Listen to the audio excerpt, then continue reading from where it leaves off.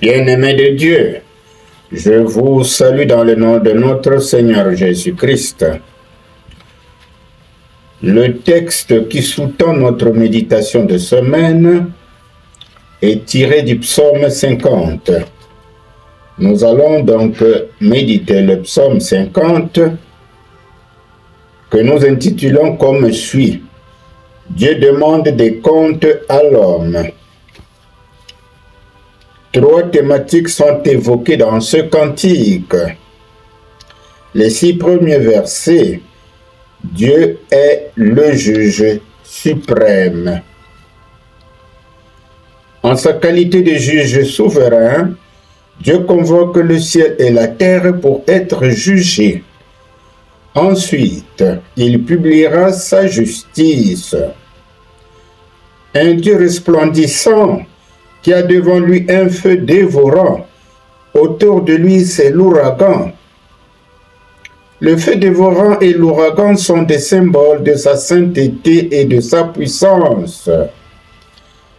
Celui qui n'a pas marché dans la sainteté ne peut pas tenir devant lui. La deuxième thématique, les versets 7 à 21. Le juge suprême prononce 2 accusations. Première accusation, le formalisme religieux que nous pouvons lire au verset 7 à 15. Il ne suffit pas d'accomplir des gestes rituels. Ce qui compte, c'est le cœur reconnaissant et non pas seulement les signes d'action de grâce à travers nos holocaustes. Dans cette récrimination de Yahvé, chacun de nous est appelé à s'immirer, afin que notre adoration soit une prière en esprit et en vérité, et que nous soyons un sacrifice vivant et saint qui plaît à Dieu. Ce que nous pouvons lire en Romains, chapitre 12, versets 1 à 2. Deuxième accusation, l'hypocrisie ou la rébellion. Ce qu'on peut lire au verset 16 à 21.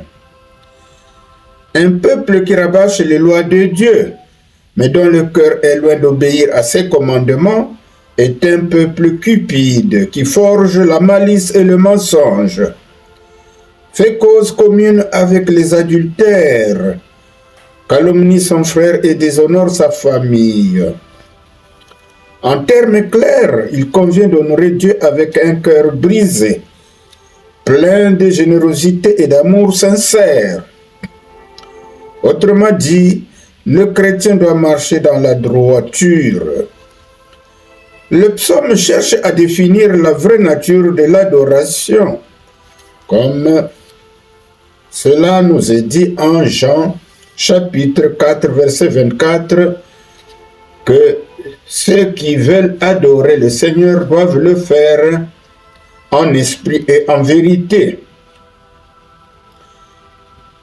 Eh bien, le psaume qui cherche à définir la vraie nature de l'adoration dénonce l'adoration extérieure qui ne transcende pas la vie du croyant, mais l'élève à l'hypocrisie.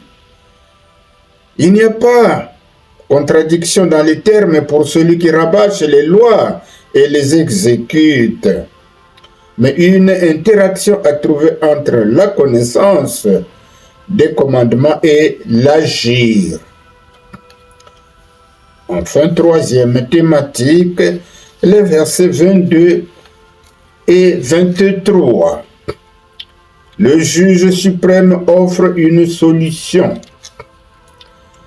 La condamnation définitive est ajournée pour que le coupable ait le temps de revenir au culte que Dieu réclame pour celui qui l'honore, et il le sauvera. Notre pensée du jour pour le psaume 50. Devant Dieu, tout être humain est nu. Si nous marchons dans la vérité, la parole de Dieu affranchira notre conscience, qui trouvera sa joie dans la présence du Seigneur. Par contre, la vie d'hypocrisie nous tiendra en haleine devant la justice de Dieu. Après avoir compris le message du psaume, venons-en à la prière. Prions le psaume 50. Ô Dieu Tout-Puissant, toi qui resplendis depuis Sion, tu n'es pas un Dieu silencieux. Tu viens avec feu et tempête pour rappeler ton peuple à l'alliance. Tu ne demandes pas seulement des sacrifices, mais un cœur reconnaissant, des lèvres qui te louent, des mains qui accomplissent des vœux sincères. Je t'invoque au jour de ma détresse, et tu me délivres, afin que je te glorifie. Apprends-moi à veiller sur ma voie, à t'honorer dans mes pensées, mes paroles, mes actes. Car c'est en toi que se trouve le salut. Disons Amen.